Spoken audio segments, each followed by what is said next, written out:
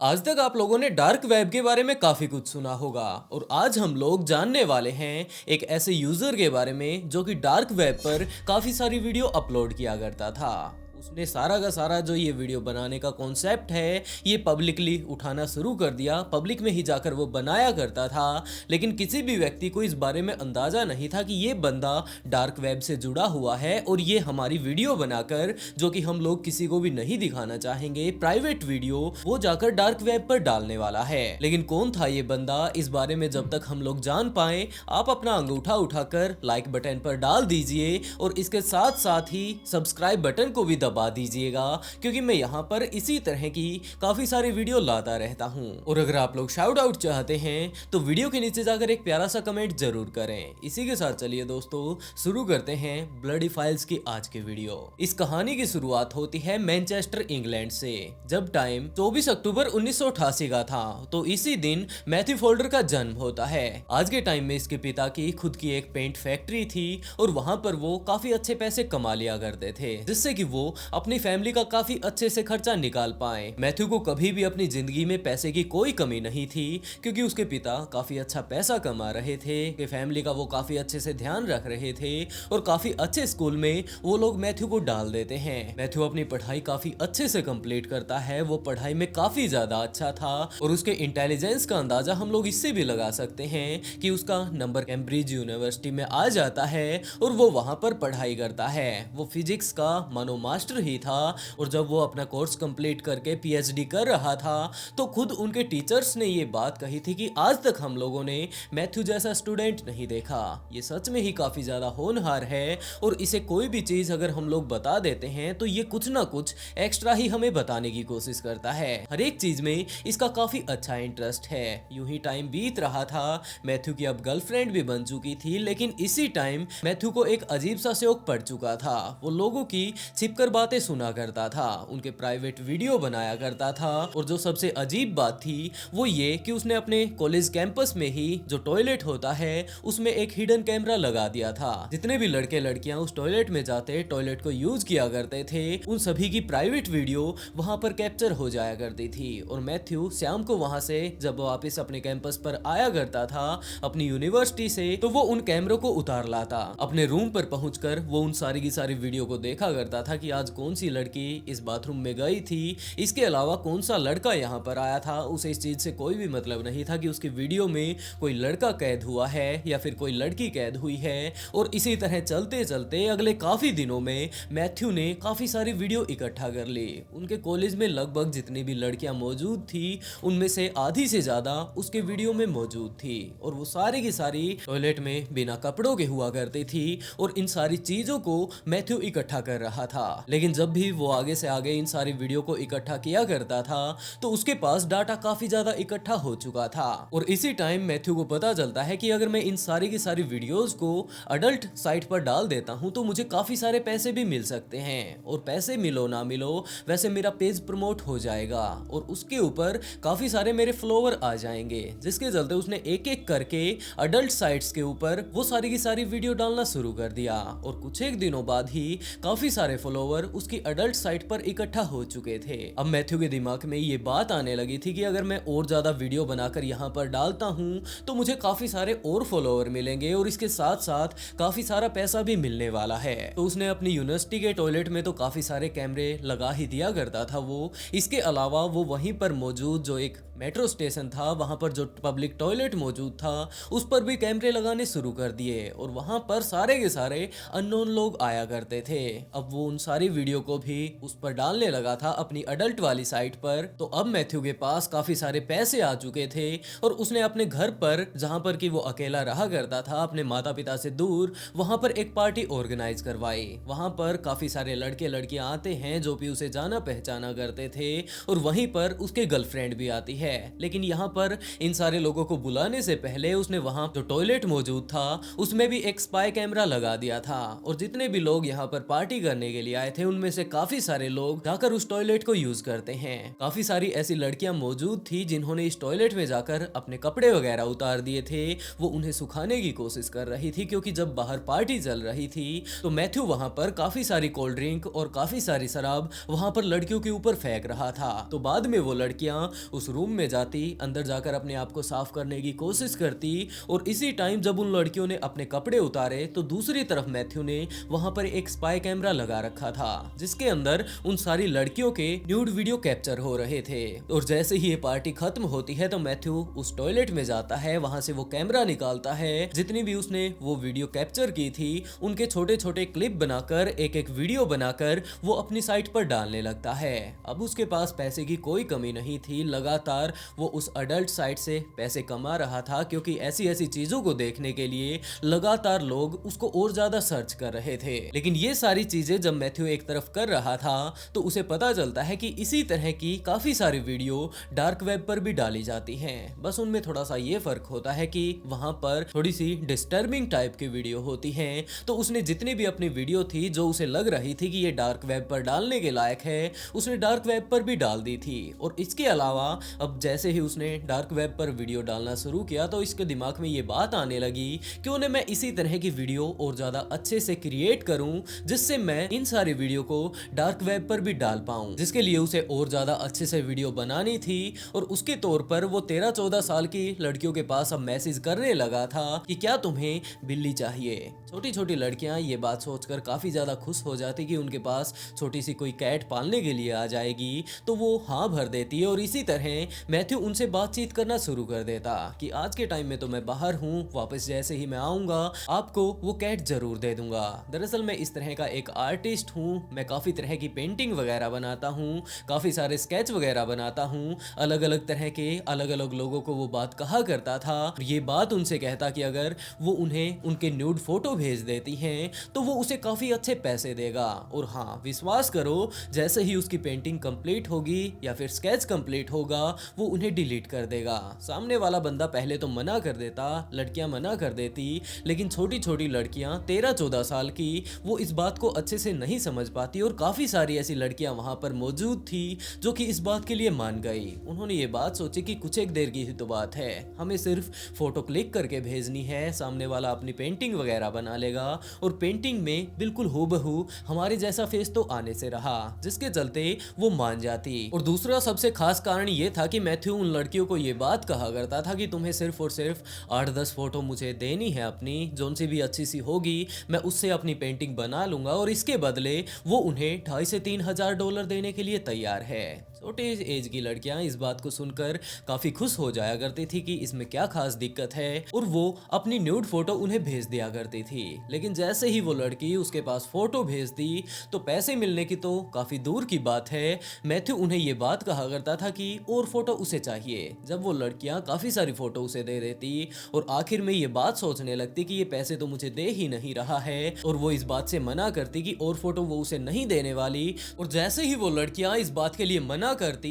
तो मैथ्यू अपने असली रंग में आ जाया करता था। उसने ये बात कही कि अगर अपनी और वीडियो और फोटो अगर वो लड़कियां नहीं भेजती हैं तो ये वाली फोटो जो कि ऑलरेडी वो भेज चुकी हैं वो उसके स्कूल में दे देगा, जो लड़की यूनिवर्सिटी में पढ़ती थी यूनिवर्सिटी में भेज देगा और इसके साथ साथ उनके घर वालों के पास, उनके परिवार वालों के पास इन सारी की सारी वीडियोस को और फोटोज को भेज देगा, जिससे उनकी हद से ज्यादा बेइज्जती होने वाली थी। तो वो लड़कियां इस बात के लिए मान जाती और जिस तरह से भी मैथ्यू उनसे काम करवाया करता था वो सारे के सारे काम वो किया करती थी। अलग अलग तरह से वो वीडियो उनसे बनवाकर अपने उसे डार्क वेब पर अब डालने लगा था। और जैसा कि डार्क वेब पर होता है, सारे के सारे लोग वहां पर बिना अपनी इच्छा के काम करते हैं, यही सारे काम अब मैथ्यू उन सारी लड़कियों से करवाने लगा था। वो सिर्फ और सिर्फ लड़कियों को अपना टारगेट नहीं बनाया करता था, जबकि काफी सारे लड़कों को भी उसने अपना टारगेट बनाया था। और यही बात वो लड़के लड़कियों से किया करता था कि उन्हें ये चाहिए वो चाहिए,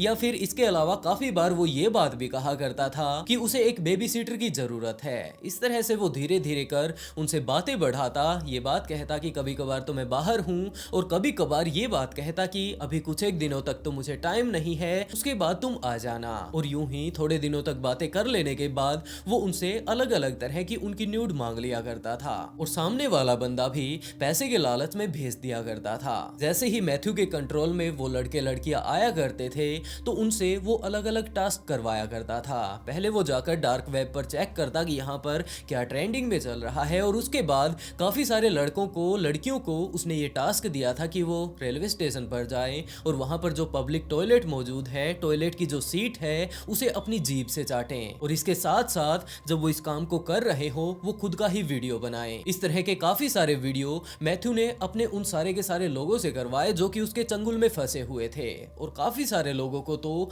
मानो उसने सेक्स स्लेव बना दिया था। वो अलग अलग तरह की काफी गंदी उनसे वीडियो बनवाया करता था और उसके बाद अपने पास मंगवाता और उन सारी वीडियो को वो डार्क वेब पर डाल दिया करता था। ये बात कही जाती है कि आगे तक चलते चलते उसने इतना ज्यादा अपने पेज को ग्रो कर लिया था कि जब भी वो एक वीडियो डाला करता था तो उसे लगभग 4 से 4.5 लाख रुपए एक वीडियो के मिला करते थे। काफी सारे उसके बंधक इस तरह के भी थे,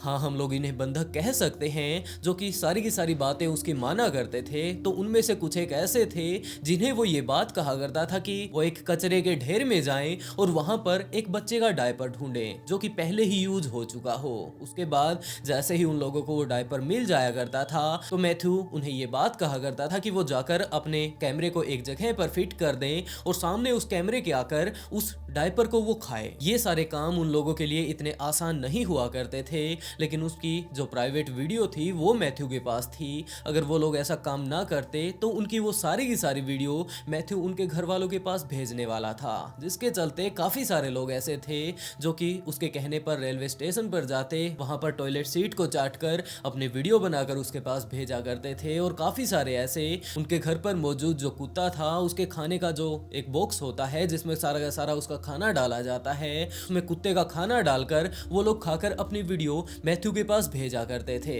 क्योंकि इनके पास इसके अलावा कोई और चारा भी नहीं था। और मैथ्यू लगातार जितने भी उसके पास उनके लोगों के वीडियो आ रहे थे वो उन लोगों से और ज्यादा से ज्यादा डिमांड किए जा रहा था। अब उनमें से काफी सारे ऐसे लोग मौजूद थे जो कि इस बात से घबरा रहे थे कि जब मैथ्यू उनके घर पर वीडियो भेज देगा तो उनके घर वालों का क्या हाल होगा, और आगे वो इस तरह के काम नहीं कर सकते जिस तरह के मैथ्यू करवा रहा है, जिसके कारण काफी सारे लोगों ने अपनी जान खुद ही दे दी। और काफी सारे ऐसे भी मौजूद थे जो कि इसके इन सारे कामों को आज के टाइम में भी कर रहे थे। अब मैथ्यू का बिजनेस बिल्कुल अच्छे से फैल चुका था, उसको सिर्फ और सिर्फ एक शुरुआत करनी थी, किसी भी लड़के या लड़की के पास कॉल करके कि क्या उन्हें बिल्ली चाहिए, कुत्ता चाहिए, या फिर मैथ्यू को ही एक बेबी सीटर की जरूरत है। जैसे ही वो लोग उससे बातें करना शुरू करते तो मैथ्यू 2-3 दिनों तक तो उन्हें यूं ही आपस में बातें करते रहता, सिंपल बातें, और उसके बाद उन्हें काफी अच्छे अच्छे ऑफर करता जिसे वो लोग मना नहीं कर पाते। और उसके बाद जैसे ही उनके न्यूड्स उसके पास पहुंचते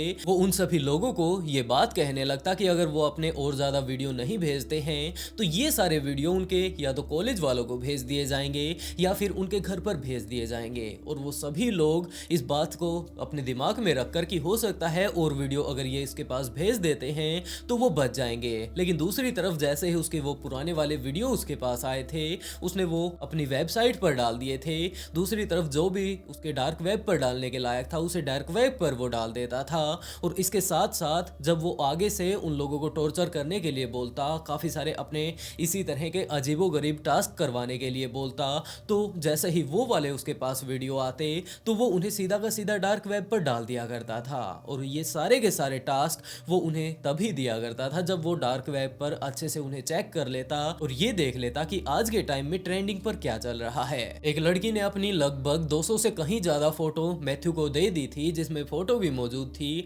वीडियो भी मौजूद थी, लेकिन मैथ्यू अभी भी लगातार उससे काफी सारी और भी डिमांड कर रहा था। और उस लड़की को उसने ये डिमांड भी की कि उसका एक पैरालाइज भाई था वो उसे अपने साथ एक रूम में लेकर जाए और वहां पर जाकर उसके साथ फिजिकल रिलेशन बनाए। वो लड़की अब काफी ज्यादा घबराई हुई थी, उसने अपने भाई को ये सारी की सारी बातें बताई। उसका भाई व्हीलचेयर चेयर से उठ नहीं सकता था, लेकिन वो लड़की अपने उस भाई को लेकर एक रूम में जाती है, वहां पर जाकर वीडियो स्टार्ट करती है और उसके साथ वो फिजिकल रिलेशन बनाने लगती है। ये वीडियो बनाकर वो मैथ्यू के पास भेज देती है, लेकिन मैथ्यू यहीं पर नहीं रुकने वाला था, जबकि वो आगे से आगे काफी सारे और भी टास्क वो उस लड़की को देता जा रहा था। और आखिर में वो लड़की जब इस बात से तंग आ चुकी थी तो पहले तो उसने यही बात सोची कि उसे अपनी जिंदगी खत्म कर लेनी चाहिए, लेकिन उस लड़की के दिमाग में ये बात भी आई कि अगर वो इसी तरह से इस आदमी को छोड़ देती है तो वो तो चली जाएगी इस दुनिया से, लेकिन ये बंदा यूं ही रह जाएगा। उसकी जिंदगी खुद की तो बर्बाद हो चुकी है, लेकिन इसे भी वो नहीं छोड़ने वाली, जिसके चलते वो पुलिस में जाकर इस बारे में कंप्लेंट कर देती है। और पुलिस वाले जैसे ही इस बारे में पता करते हैं कि इस लड़की को इस तरह से टॉर्चर किया गया है, तो पुलिस वालों ने ये बात उस लड़की से बताई कि वो पहली नहीं है, जबकि इनके पास इसी तरह की काफी सारी और भी कंप्लेंट पहले ही आ चुकी हैं। और पुलिस वाले इस केस के ऊपर पहले से ही काम कर रहे हैं। पुलिस वाले पिछले लगभग 3-3.5 साल से इस केस को देख रहे हैं, लेकिन अभी तक पुलिस वालों को कोई भी ऐसा सुराग नहीं लगा है जिससे वो लोग इस व्यक्ति की आइडेंटिटी को पहचान पाए, क्योंकि मैथ्यू जब भी किसी के पास मेल किया करता था तो उसने लगभग 70 से 80 ऐसी मेल बना रखी थी जिनसे वो किसी के पास मेल किया करता था। और उनमें से काफी सारी जीमेल आईडियों के उसके नाम kindergarten, devil life, evil mind और इसी तरह के काफी सारे थे। अब पुलिस वालों को ये बात तो पता चल चुकी थी कि इस तरह से कोई बंदा काफी सारे लोगों को टॉर्चर कर रहा है, इन्हें अपने बहकावे में लाकर इनसे ऐसे ऐसे काम करवा रहा है, लेकिन उन्हें कोई अंदाजा नहीं था कि इसके पीछे कौन है। लेकिन जब पुलिस वाले काफी ज्यादा अच्छी मेहनत इस केस के ऊपर करते हैं, काफी गहराई से इसके ऊपर छानबीन करते हैं, पुलिस वालों के हाथ मैथ्यू की एक फोटो लग जाती है। और जैसे ही ये फोटो लगती है, पुलिस वाले इस फोटो के ऊपर और ज्यादा अच्छे से काम करने लगते हैं। उन्होंने मैथ्यू को भी ढूंढ लिया, लेकिन वो लोग सीधा का सीधा जाकर उसे यूं ही नहीं पकड़ सकते थे, क्योंकि उनके पास कोई भी पुख्ता सबूत नहीं थे। दूसरी तरफ जितने भी उसके विक्टिम थे, उनमें से किसी ने भी उसके फेस तक को नहीं देखा था, तो वो लोग जाकर ये बात कैसे कह सकते थे कि यही वो बंदा है जिसने हमारे साथ ये सारे के सारे कारनामे किए हैं। तो पुलिस वाले अब जासूस के तौर पर उसके साथ ही रहने लगते हैं। काफी बार उन लोगों ने उसके वीडियो भी बनाई कि ये ट्रेन में अब घूम रहा है, एरोप्लेन भी ये घूम रहा है, यहाँ पर ये पैदल पैदल जा रहा है। और काफी सारे जासूस उसके पीछे लगे हुए थे कि इसी टाइम उनमें से एक लड़की जो कि अब पुलिस के पास आई हुई थी, उसके पास मैथ्यू ने फिर से मैसेज किया कि वो अपनी वीडियो भेज रही है या फिर उसके जितने भी फोटो उसके पास हैं वो उसके घर वालों के पास भेज दे। और जैसे ही पुलिस वालों को इस बारे में पता चलता है, वो लोग मैथ्यू के पास जा पहुंचते हैं, क्योंकि इस टाइम उसके लैपटॉप में, मोबाइल में वो सारी की सारी आईडी ऑन थी। और पुलिस वालों ने जाकर उसके घर पर रेड मार दी। जैसे ही पुलिस वाले वहां पर पहुंचते हैं, तुरंत उसके लैपटॉप को ले लिया जाता है ताकि ये इन सारी की सारी आईडियों को लॉग आउट ना कर दे और यहाँ पर जितने भी सबूत मौजूद हैं वो सारे के सारे गायब हो जाएं। जब पुलिस वाले इसे हिरासत में लेने के लिए गए थे, उस टाइम भी ये लगभग 30 से 35 लड़के लड़कियों के ऊपर काम कर रहा था। सारे लोगों के पास मैसेज भेज रहा था, उनके जो प्राइवेट फोटो हैं, वीडियो हैं, वो उनसे मंगवा रहा था। जब पुलिस उसे अरेस्ट करने के लिए गई थी तो वो एक्चुअल वीडियो आप यहाँ पर देख भी सकते हैं। The offences that I've arrested you on suspicion of being involved in were blackmail, causing or inciting a child to engage in sexual activity. जब पुलिस वालों ने उससे गिनवाना शुरू किया कि वो इस तरह के काम क्यों करता है, तो मैथ्यू ने साफ इनकार कर दिया कि उसने ऐसा कुछ भी नहीं किया है। लेकिन जब पुलिस वालों ने उसके लैपटॉप को उसके सामने रखा और ये बात बताई कि हम लोगों ने इसके अंदर से ये चीजें रिकवरी की हैं, तो उसने साफ इनकार कर दिया कि मैं इसके बारे में कुछ भी बात नहीं करना चाहता। लेकिन पुलिस वाले इस केस के ऊपर काफी अच्छे से इन्वेस्टिगेशन करते हैं और मैथ्यू को जब आराम से बैठाकर उससे पूछते हैं कि आखिरकार वो करना क्या चाहता है, उसने इतनी सारी वीडियो क्यों बनाई है, किस तरह की वीडियो की वो तलाश में है, तब मैथ्यू ने उन पुलिस वालों को ये बात बताई कि वो एक इस तरह की वीडियो बनाना चाहता है जिसमें एक व्यक्ति के शरीर की सारी हड्डियों को वो खुद ही तोड़ दे, और वो सारी हड्डियां वो उसकी तब तोड़े जब वो जिंदा हो। वो जिस तरह से चिल्लाएगा, जिस तरह का उसे पेन होगा, उस तरह की वीडियो वो उसकी बनाना चाहता है ताकि वो उसे डार्क वेब पर डाल सके। लेकिन ये सारी चीजें जैसे ही मैथ्यू के बारे में पुलिस वालों को पता चलती हैं, तो वो लोग उसे कोर्ट में ले जाकर पेश करते हैं और वहां पर जज ने जब उसके इन सारे कारनामों को देखा तो उसे सिर्फ और सिर्फ 30 साल की सजा सुनाई, क्योंकि जज का ये कहना था कि किसी भी क्राइम में वो खुद इन्वॉल्व नहीं है, जबकि उसने सोशल मीडिया से किसी और से ये सारी की सारी बातें करने के लिए कहा था। इस पे करीबन 136 लोगों ने केस किया और उन सारे के सारे केसों का रिजल्ट निकलकर ये सामने आया कि इसे 30 साल की सजा सुनाई जाती है। वैसे दोस्तों, मैं आप लोगों से सिर्फ इतना ही रिक्वेस्ट करना चाहूंगा कि अगर आप लोगों के पास कोई भी इस तरह का मैसेज आता है तो प्लीज उसे इग्नोर कीजिएगा और इस तरह की किसी भी चीज में इन्वॉल्व मत होइएगा, क्योंकि एक बार बंदा जब इसमें घुस जाता है, इसमें इनरोल हो जाता है, तो इससे बाहर निकलना काफी ज्यादा मुश्किल हो जाता है। वैसे दोस्तों, आज की स्टोरी आप लोगों को कैसी लगी कमेंट बॉक्स में जरूर बताइएगा। अगर अच्छी लगी हो तो वीडियो को लाइक कर ब्लडी फाइल्स को सब्सक्राइब जरूर कर लें। और इसी के साथ दोस्तों, आज का शाउट आउट रितु शर्मा को and write a beautiful comment to get shout out in next video. बहुत जल्द मिलते हैं एक और नए ट्विस्टेड केस के साथ।